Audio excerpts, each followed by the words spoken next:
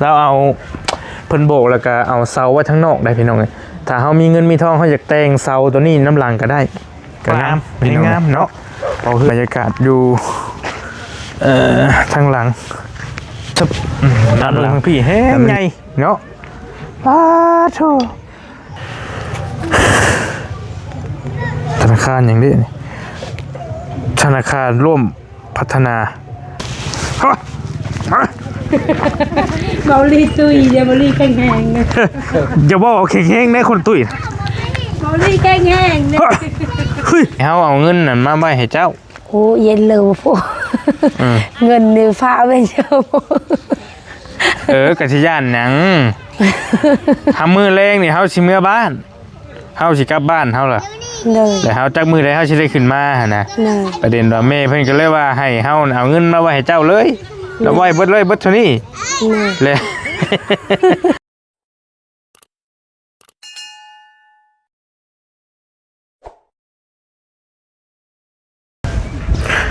พี่น้องกับทักทายพี่น้องทักทายสบายดีและสวัสดีแล้วพี่น้องเด้อยามบรรยากาศตอนแรงๆเนาะอากาศหนาวๆพี่น้องเอ้ยโอ้ยสะละสิฮอดเมษาเย็นจ่อยๆเฉยเล่นสงกรานต์ปีนี้คือสิเล่นพร้อมความหนาวว่าซั่นพี่น้องเอ้ยเนาะตอนนี้เบาลี่อยู่เฮือนเอ้ยสั่นพี่น้องเอ้ยเนาะบ้านวังคูนเมืองไซโปนแขกซอนนเขตพี่น้องเอ้ยเนาะเบาลี่เข้ามาเขามาเอาเงินแล้วก็ซื้อข้าวซื้อน้ำซื้อในอยู่ในกินเนาะซื้อปลากระป๋องแน่ซื้อไข่แน่มาให้เล่าว่าให้สู่สร้างเป็นกินตัวสร้างเป็นกำลังดำเนินการโบกพี่น้องเนาะโบกแต่ว่าชวนโบกนี่เป็นของไอเตียงดอกเป็นหับนาทีอยู่ว่าสั่นพี่น้องเนาะเอาบอดี้ก็บอดี้สิเอาเงินมาให้ไอ้สั่นไว้จ่ายค่าไฟฟ้าเพิ่นว่าจากเพิ่นสิมาเข้ามื้อใดแหละบริให้เราไปทำทางการไฟฟ้าเพิ่นว่าให้เอาไฟฟ้าเข้าแล้วเพราะว่ามื้อนี้น่ะบริสิได้เดินทางกลับบ้านแล้วสิเอาเงินมาให้ไอ้สั่นไว้เบิดเลยเพราะบริก็ได้ถามทางพ่อซิมกับแม่ธิดาเพิ่นเรียบร้อยแล้วเนาะพ่อกับแม่เพิ่นฝากเงินมาให้รอบสุดท้ายนี่1,000 เนาะมันก็ประมาณ20ปลายล้านนี่แหละพี่น้อง20เท่าไหร่วะ21ล้านประมาณพอ100หั่น100มันได้2ล้าน1แสน2ล้าน1แสนเลยคูณ 1,000 แม่นได้21ล้านเนาะได้อยู่21ล้านพี่น้องแล้วกินนี่บริแบ่งไปซื้อข้าวสารกับซื้อปลากระป๋องซื้อกระต้มขนมนี่แหละมาหายลำกับเบิดล้าน6ปลายแล้วก็บริซื้อกับเขามานี่เนาะเรือเท่าไรก็ย่าบริซิมอมให้ไอ้สันเบิดเลยเนาะก็บริทางเมย์พันให้ไอ้สันไปเปิดเลขหมายเลขบัญชีประสานบริก็ได้ประสานมาบอกส่งมาบอกไอ้สันให้เราไปเปิดแล้วเมื่อเช้าให้เราไปเก็บเงินไว้ในธนาคารว่าสันมันสิปลอดภัยกว่าเนาะเพราะเงินจำนวนหลายมันก็เอาไว้น้ำโตก็ยันมันบ่ปลอดภัยว่าสันพอกระเมย์เพิ่นบอกมาแล้วนั้นเนาะว่าเดี๋ยวจะไปหาเราว่าเราไปเฮ็ดดำเนินการเบิดเรียบร้อยแล้วบ่รู้ว่าในใดหมายเลขบัญชีเนาะเงินล็อตนี้ก็อาจจะเป็นบริมาหาหมอไปเพิ่นอาจจะเป็นรอบสุดท้ายแล้วเนาะอาจจะเฮิงอีกพ่อแม่เพิ่นก็พอมีแล้วเพิ่นก็จังได้บิแบ่งมาให้นะเพิ่นสิให้เราเก็บเงินไว้ซื้อที่นอนมอนมุ้งซื้อแนวจำเป็นนั่นแหละไว้เตรียมขึ้นเฮือนขึ้นศาลถ้ามันแล้วก็ขึ้นเนาะว่าอยู่ไว้นอนพอได้อยู่ได้นอนก่อนแล้วก็จังว่ากันบัดนี้พี่น้องเนาะโดยมาส่วนหน้าที่โบกนี่เป็นทางไอเตียงเพิ่นรับผิดชอบเนาะดำเนินการอยู่พี่น้องเนาะต้องแห้งโบกและแห้งคักแบบนี้แห้งใหญ่พี่น้องอึ้งตึงอยู่เป็นไอสัตว์เท่านี้เนาะถือว่างามเขาท่าพี่น้องปล่อยลอยอยู่เบิกบริขออนุญาตพาพี่พาน้องย่างเบิ่งหอบๆหน่อยนึงเนาะเดี๋ยวจะให้ทั้งพ่อกับแม่เพิ่นเบิ่งเลยเข้าไปแบบช้าๆหน่อยนึงพี่น้องเนาะเราเอาเพิ่นโบกแล้วก็เอาเสาไว้ทั้งนอกได้พี่น้องถ้าเฮามีเงินมีทองเฮาอยากแต่งเสาตัวนี้น้ำหลังก็ได้ก็งามให้งามเนาะพอเฮือนเรามันเป็นเฮือนใหญ่อยู่แล้วฮึบอันนี้คือ ทางหลังพี่น้องเลยเนาะบรรยากาศอยู่ทางหลังด้านหลังแต่มันอยากเปื้อนนั่นนิดนึงแล้วก็อนามัยเอาน้ำหลังก็ได้บ่เป็นหยังตัวนี้เปื้อนปูนไม่โซล่าเด้นี่เป็นด้านหลังเนาะเป็นใส่ช่องลมพี่น้องเลยอันมองละหาก้อนก็พอดีงามแล้วนี่ก็ได้เนาะปุ๊บโอเคอันนี้ทางนี้กันที่ยังก็คือทางในเบิ่งทรงนี่ทางในยังหมดแล้วปุ๊บอันนี้คือห้องเราเองนะตัวนี้พี่น้องเนาะแล้วก็คุณจำเลยคิมมิมเลยผู้มันพูดเลยต่อโอเค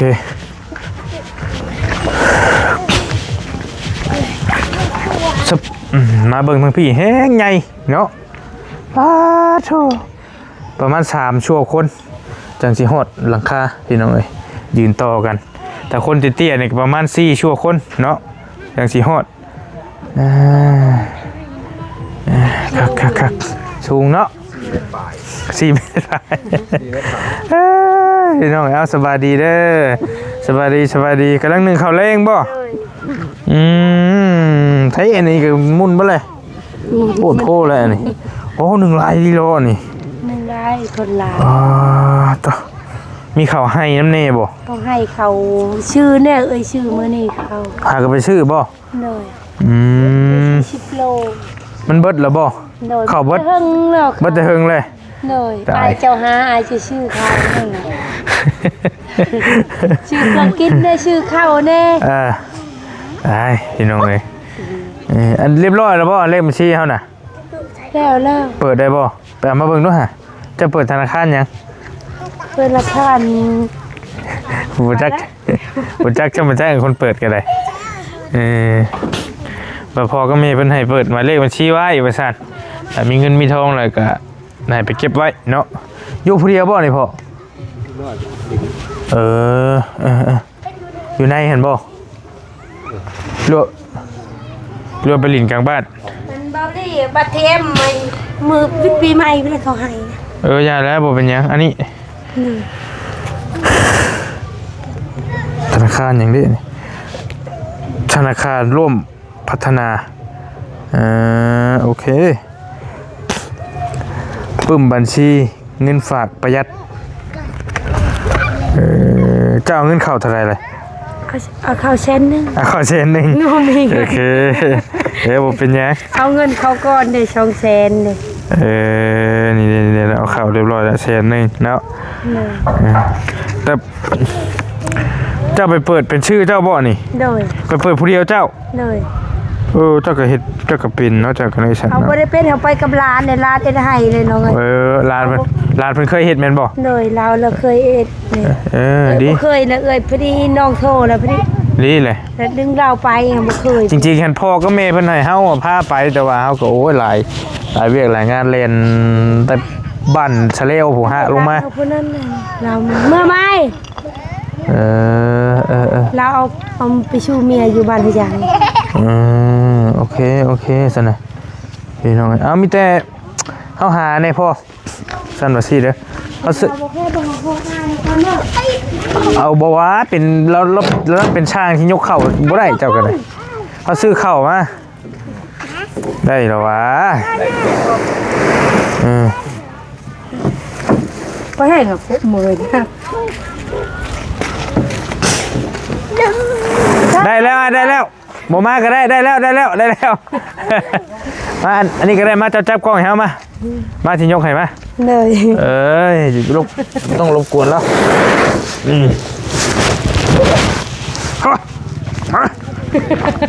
เบาลีตุ้ยอย่าเบาลีแข็งอย่าบอกแข็งได้คนตุ้ย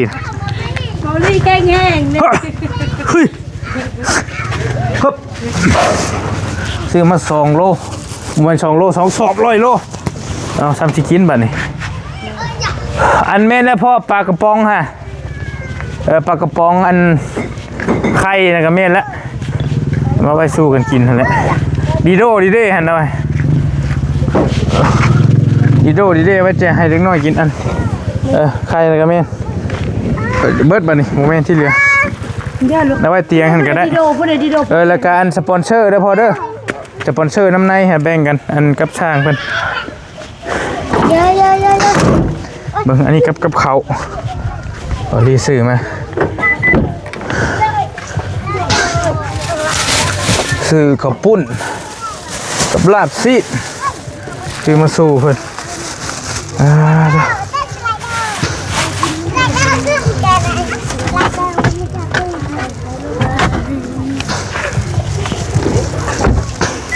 เอาไปแบ่งกันอะไรตัวนี้ซื้อลาบอันนี้ลาบซีนกับข้าวปุ้นเนี่ยลาบซีน2 ถุงเขาซื้อมา ใจเด้อ เอาไว้โอ้ยเมื่อยแต่เขาชอบเดียวนี่แกไปแบ่งกันกินอันอ้ายไปใช่ผัวจะไปใช่ เราไปรับจ้างอะเรารับจ้างว่าชื่อข้าวกินมื้อเช้าอีก เราไปคู่มือเชียร์ฮานกินแน่ชื่อข้าวนะชื่อมาเป็นนัวเนี่ยเราไปคู่มือเราอยู่ชิบุมีข้าวกินเลย โอ้มันยังเฮยน่ะ แค่ดีเด้อไม่ลูกปันละ มาปันกัน บ่ให้บอกทางปูนเหมือนเราเรียกบ่พอเด้ปูน แล้วสิเขาจะบอกว่าเตียงก็ได้อาจจะช็อป ได้แล้วชอบ เงินบนโพอยู่บ่ดิ ล่างบ่ได้บาทเททางในต่อเทห้องนอน ประมาณ10ช็อปบ่ เกี่ยวเขาตะเลอแน่ โอเค10ช็อปก็ประมาณล้านปลายเดี๋ยวเลย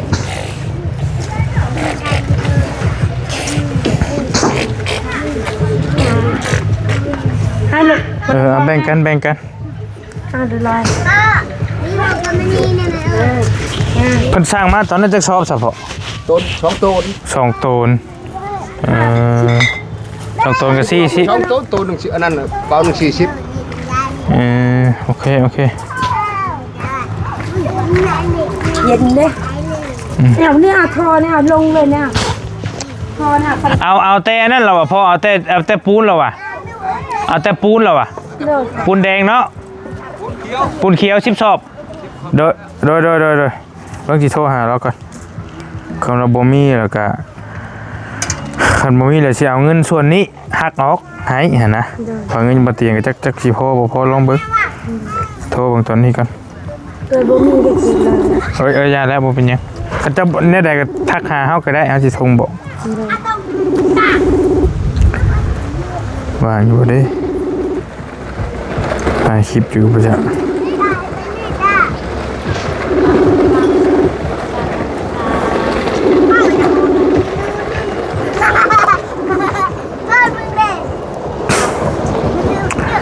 โดยบ่เตียงอันน่ะเงินเฮือนไอ้สั่นน่ะยังได้อยู่บ่ยังอยู่บ่นำเจ้าอันคันว่าได้แล้วสั่งปูนมาให้ในเด้อ10 ศอกปูนเขียวหั่นน่ะปูนเขียว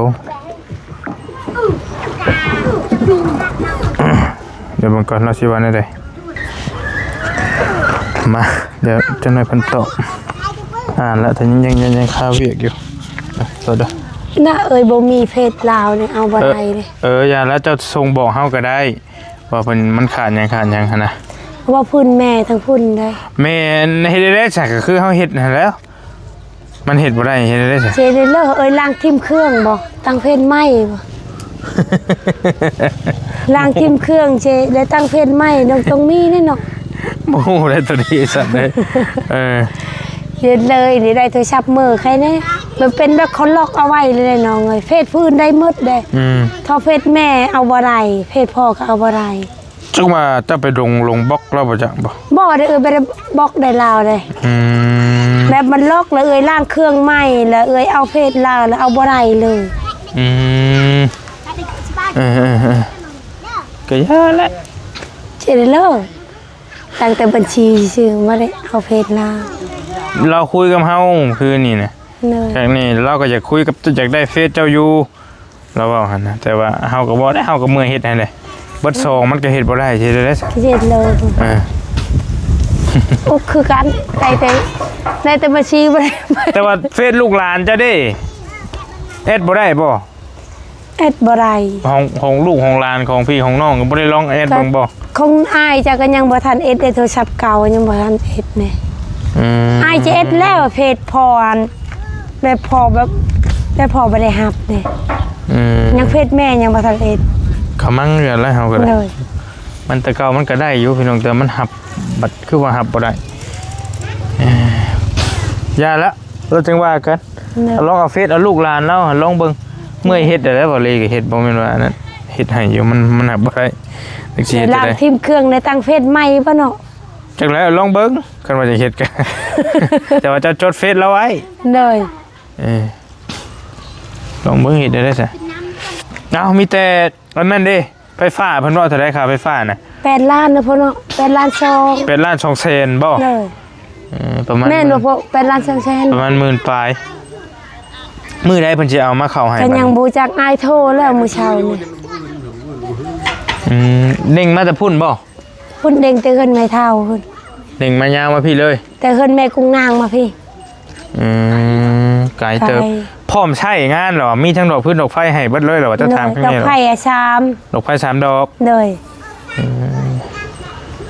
โอเค8ล้านพี่น้องประมาณจะคิดว่าหมื่นเท่าใดหมื่นปลายๆนี่แหละหมื่นกว่าบาทก็ธรรมดาอยู่บ่แพงปานใดแถวบ้านทำบ่ได้ได้ทางการไผเฮงอยู่บ่ล่ะ แห้งแบบแห้งบ่ได้เพียงพอปานใดหาไตแบบลาวก็ใช้น้ำแบบก็ใช้น้ำคือกันเคยไตแต่เฮินลาวแต่เฮินอายเฮาอายผู้กก ผู้ ระยะ เงิน แล้ว นะพูดลูกเราเอาผัวเด้เอาปีกายนี่เด้ ต้องถามเบิ่งอยู่ว่ามันเปิดใดได้อยู่บ่ ก็เปิดได้คือกันมันบ่ได้แห้งปานใดพอได้ใช้ฉันนั่น อย่ามาแรกให้มันเปิดได้ก็โอเค เนย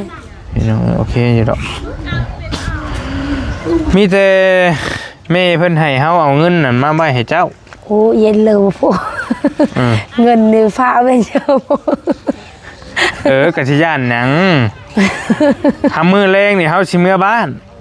เฮาสิกลับบ้านเฮาล่ะ เลย แล้วเฮาจักมือใดเฮาสิได้ขึ้นมาหั่นนะ เนย ประเด็นว่าแม่เพิ่นก็เลยว่าให้เฮาเอาเงินมาไว้ให้เจ้าเลยแล้วไว้เบิดเลยเบิดเท่านี้ เนย และมันเหลือจากซื้ออันบ่มันเหลือจากอันค่าไฟฟ้าหันไว้ให้เจ้าซื้อที่อยู่ที่นอน เธอเลยอยู่นี่ อันมาไว้ขึ้นเฮือนขึ้นชานเจ้าบัดเลย อันเลยนี่ เอาเจ้านับเบิ่งหันเน็บเท่าใดหัน อันนี้ก็บ่เป็นบ่ ว้าย บ่ เนาะ เป็นเอา 3 6 10 ล้าน 12 14 16 18 19 ล้าน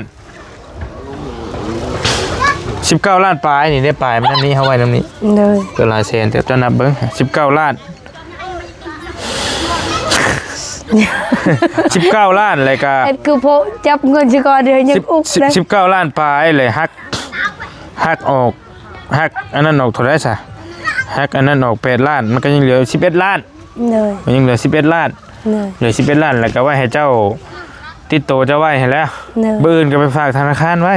เลยมือได้ไปพาก็ยานได้เนาะ ยาเดือดตุบๆนี่น้ำหน้าพอจับเงินน้องไปส่งก็ยังเขาบอกเฉพาะเวทนี้เด้อพอยานเด้อพอยาน ก็อันนั้นแหละเมย์เพิ่นจังว่าให้ไปเปิดธนาคารไว้เห็นดิ เลย มันจะง่ายหั่นนะพี่น้องแต่ก็ ได้บักเจียงทองมาบ้านเนาะ อันพอที่แล้วล่ะบ่ เรามืดแล้วเลยเรามืดมืดละเอ็ดแล้วเลยมืด บ่เตียงหั่นประมาณมื้อ2มื้อเพิ่นสิขึ้นมาแต่ปากเซก็บ่ยากดอกเดี๋ยวเฮาสิประสานให้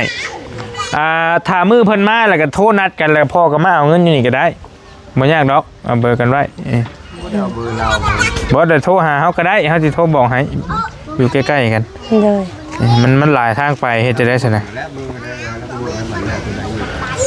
โดย อื่นนี่แล้วนะผู้อื่นให้แล้วอื่นนี่ถือว่าให้แล้วนะอีก2มื้อ เราเอ็ดมืดนะมืด ได้ โบกโกงนะพ่อเนาะ คูณมาผู้อื่นให้แล้วอื่น โดยกันนั้นแล้วเด้อเก็บไว้ เลย เพราะว่าเฮาสิกลับบ้านแล้วเฮาก็สิเมื่ออยู่บ้านแต่ก็จักมื้อใดสิได้มาอย่ามันดึงดังกันนะมันไกลเด้อซั่นน่ะ เลย มันเจอมันยาก เลย นี่เพิ่นว่าให้เจ้ามอบให้เจ้าไว้เลยบื้นก็เอาไปเข้าธนาคารไว้ เลย มีเงินยากก็เป็นทุกข์อีกแล้วยากอีกแล้วเนาะ ทุกระยานเลยเนาะ ย่านอีกบาดนี้บ่มีเงินก็ทุกข์อีก เลย เงินหลายก็เป็นทุกข์อีก เลยเอ้ยอุกเลย ทุกข์ย้อนการรักษาบาดนี้เงินหลายก็ทุกข์ขึ้นหน่อยก็ทุกข์บัดเท่านี้แล้วก้อนสุดท้ายแล้วน้ำเฮาบ่มีจะกีบจักบาทแล้วบาดนี้บัดเท่านี้บาดนี้มีแต่เอ้ยเก็บไว้ดีๆแล้วไว้จ่ายค่าไฟฟ้าให้มันได้ไฟฟ้าแล้ว เลย กักนี้จักยามใดแล้วพอมันสิโอนมาให้บัดนี้จังว่ากันเราก็ซอยสุดขีดแล้วนี่น้องเอ้ยจนเพื่อนพายกับพ่อนี่น้องถือว่าใหญ่สุดนะในน้ำบ้านเท่านี้ก็ได้สองหลังนี่ เลย ใหญ่กว่าเพื่อนน้องอันนี้เพิ่นอีก ไปเข้าไปเบิ่งข้างในนี่ถ้าจังหน่อยไปพอปะรบกวนฟ้ากับเขาย่างเบิ่งข้างในนี่หน่อยนึง กายเอาเป็นอาหารนะกา ลองลอง เอา มา เป็นนะกาขึ้นมาเป็นเยอะลูก ลองมากินเด้อ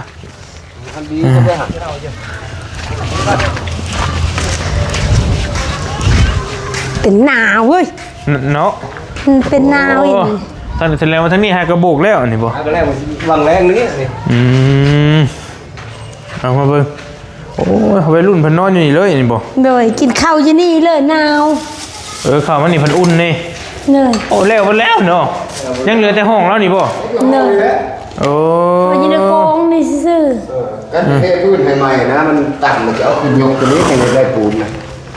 แม่นแล้วเนาะ ขึ้นมันชูนี่เอาเป็นผมคือนี่เดี๋ยวจะเป็นเพิ่มอีก ๆยังไงเทขึ้นนี่เลยนิดนึง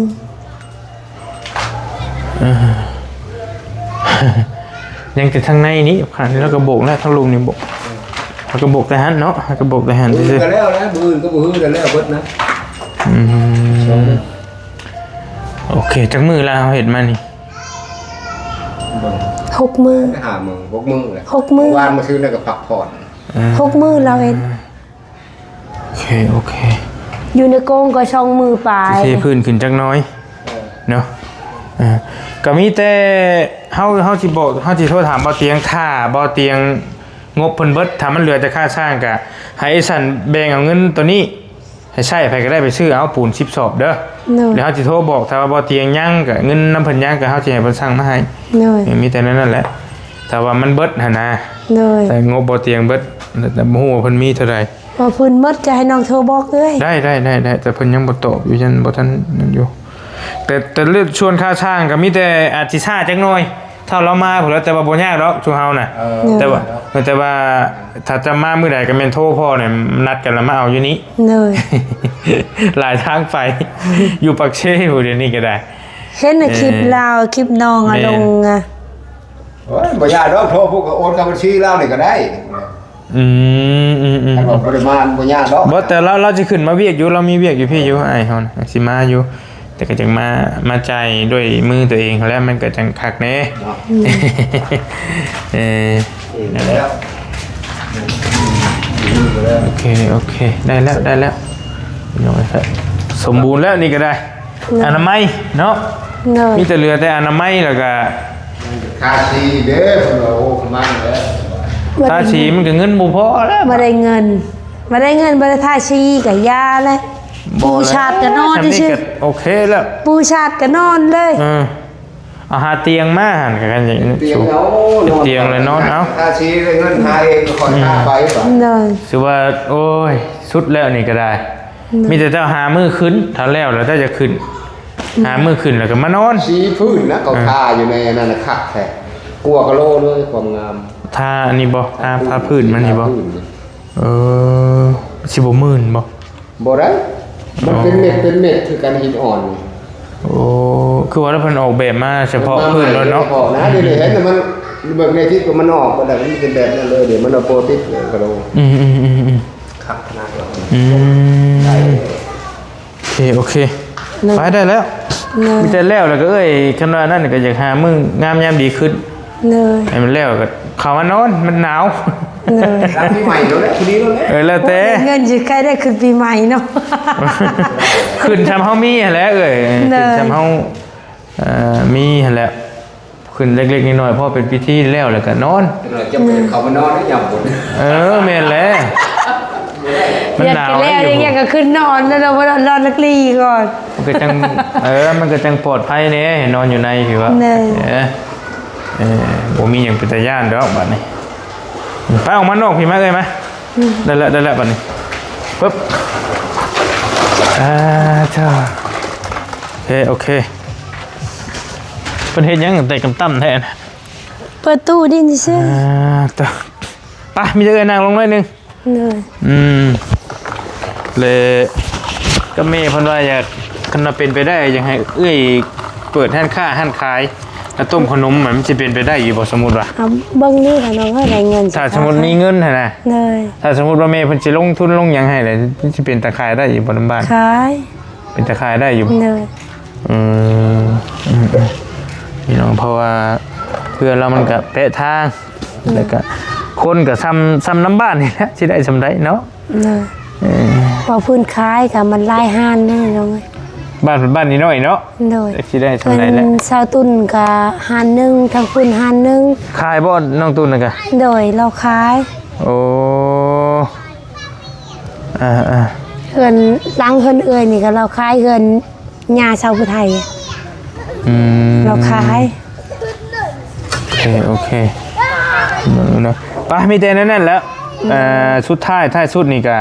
อยากให้ไอ้สั่นแล้วคือเก่าเด้อ เนย นบมือแล้วก็ขอบคุญขอบคุณทางพ่อกับแม่เพิ่น เนย เงินก้อนนี้ก็สุดท้ายแล้วบัดนี้มีแต่เอื้อยบริหารเอาประหยัดใช้เอาเพิ่นก็เห็นว่าทั้งเอื้อยทั้งผัวเอื้อยน่ะก็ลำบาก เนย ก็ให้เรามาพักผ่อนได้ก็ได้อย่าเราเมื่อยเฮงก็ได้ข้าวก็ซื้อมาให้แล้ว2 สอบเลยพี่น้องเนาะก็ไว้ประหยัดซื้อประหยัดซอยมันหักจากค่าไฟฟ้าเอาแล้วก็เหลืออยู่11 ล้านก็ไว้ให้เอื้อยซื้อที่อยู่ที่นอน แนวขึ้นเทือนใหม่ให้แล้วพี่น้องเอ้ยก็สุดแล้วชำนี้ก็เลยบ่ต้องท่าศอกท่าสีพี่สังดอกก็ว่ามีเงินอีหลีก็อยากท่าก็จังท่าบ่เลยติดกะโหลกกะโหลก็จังว่ากันตอนนั้น เอ้าเอ้ยนบมือแล้วขอบคุญขอบคุณพ่อกับแม่เพิ่นเด้อ โลขอบคุณคุณแม่ธีดาพอซิมให้แม่อยู่ดีมีแห้งให้แม่สุขภาพแข็งแรงครับพ่อ โดย ไปทางใดทางเนื้อทางเตอแล้วให้แม่ขนับให้เขาถือ โดย และให้เงิน5ไล่ขึ้นเสมเด้อสาธุให้เบาดีอยู่ดีมีแห้งเด้อน้องเด้อ โดย สา ขอบ ธุ ใจหลายๆเนาะ เลยก็บ่เป็นพรซำนี้เลยพรเป็น โอเคดีใจน้ำหลายๆแล้วเฮาก็ได้ชำนี้ก็ป๊าดโธ่พี่น้องไอ้เนาะที่ว่าพ่อกับแม่มันก็ซอยสุดขีดว่าซั่นซะ แบบ พี่ เรา น้อง ก็ เอ้ย ซอยถึงเลยได้ ชุดติง โดย แล้วก็มีทั้งอันผู้ใหญ่ทั้งไอเตียงอีกมันก็ยื่นมือเข้ามาซอยท่านนั้นก็ได้ โดย จังหวะได้โบกได้หยังขึ้นมาคักนี่พี่น้องเนาะมันก็สุดแล้วนี่ก็ได้ เพราะว่าชุดเฉพาะชุดหลังคานี่ก็สิเกือบ100,000 บาทแล้วบ่ได้ไล่ว่าไงรวมค่าเสาค่าสร้างมันก็โธ่ส่วนอันหมด นี่ หลา แม่ ย ช่อยแม่บ่ได้ช่อยกับแม่ปะเสานี่ก็ค้างที่นี่แหล้วน้องก็บ่มีปัญญาเด้ คือเดียวอายเจ้าหาย ก็ถือว่าได้เฮือนงามเฮือนใหญ่คักกะลีนี่พี่น้องนี่เนาะเขาท่างามแล้วไปนั่นเด้อดีใจน้ำในลาย ใจเด้อ มันแล้วก็หามือฉันวันดีก็ขึ้นอยู่นอนบัดนี้ โดย แค่นั้นแล้วบ่มีหยังพี่น้องเอ้ยขึ้นซำเฮามีหั่นแล้ว ได้ ไปทำไมไม่เฮาดูบัดนี้มา โอเคไปพี่น้องเอ้ยถือว่าเป็นบ้านอีกหลังนึงที่บอลี่เนาะก็บ่เตียงว่าซั่นซะซอยกันจนได้สำเร็จเสร็จสิ้นเนาะแล้วหลักๆก็เป็นพ่อซิมกับแม่ธิดาเพิ่นแหละเป็นคนริเริ่มซอยไอ้สันโดยตลอดมาเนาะทางไอ้เตียงเพิ่นรับหน้าที่เป็นตัวโบกนี้แล้วก็ถือว่าจบนะบัดนี้พี่น้องเอ้ยเนาะตัวเราเองก็นอนได้แล้วถ้าว่าบ่มีหยังนี่ก็ได้จริงๆฮันบอลี่คิดว่าก็นอนได้แล้วแต่ว่ามันมีงบอยู่ก็เลยให้เพิ่นโบกให้มันงามซะเนาะอะไรจังว่ากันพี่น้องเอ้ยขอบคุณในไลน์พ่อซิมกับเมธิดาเพิ่นกับบ่ป้าบ่ถิ่มทางเอ้ยสันเฮาเนาะกับผัวกับครอบครัวให้เพิ่นอยู่ดีมีแฮงเนาะรวมไปถึงผู้ใหญ่ใจะดีทางช่องไอเตียงเนาะให้เพิ่นโชคเพิ่นมานให้เพิ่นร่ำเพิ่นรวยเพิ่นปรารถนาสิ่งใดให้เพิ่นได้สิ่งนั้นสมความมุ่งมั่นปรารถนาเนาะให้ร่ำให้รวยให้เฮงๆปังๆอย่าเจ็บอย่าจนอย่าคัดอย่าของเด้อสาธุสำหรับคลิปนี้บอลลี่ไปก่อนอยู่ดีมีแฮงพี่น้องโชคมาร่ำรวยบ๊ายบายเนาะโดย